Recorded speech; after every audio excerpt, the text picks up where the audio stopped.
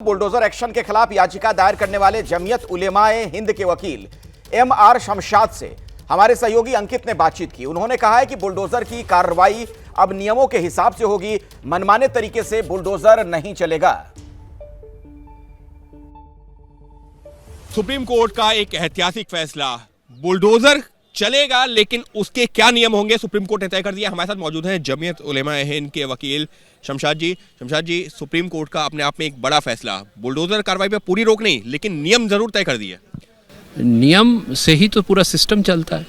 तो supreme court ने याद दिलाया है कि हर चीज़ का एक नियम होता है, आप अपनी मनमर्जी या मनमानी नहीं कर सकते जो अभी तक चल रहा था। तो उन्होंने उस जो मनमर्जी या मनमानी चल रहा था उसके लिए एक दिशा निर्देश तय किए गए हैं और उसको जो ऑफिशियल्स हैं उसको मानना पड़ेगा और अगर उसको नहीं मानेंगे तो उन पर कार्रवाई होगी, कंटेम्प्ट होगा, उनकी पर्सनल अकाउंटेबिलिटी फिक्स की जाएगी। सुप्रीम कोर्ट ने अपने फैसले में जिस बात को आधार बनाया है कि अगर कोई एक आरोपी है भी, दोषी भी है, उसके परिवार को सजा नहीं दी जा सकती, महिलाओं बच्चों का भी जिक्र किया।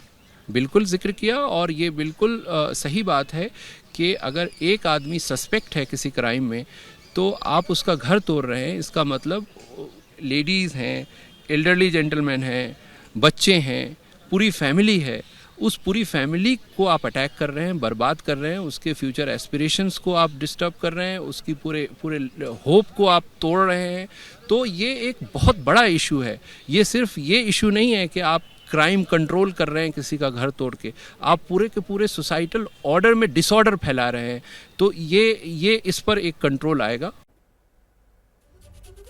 तो जमीयत उलेमाए हिंद के वकील को आपने सुना, उनका क्या पक्ष था इस पूरे मामले में।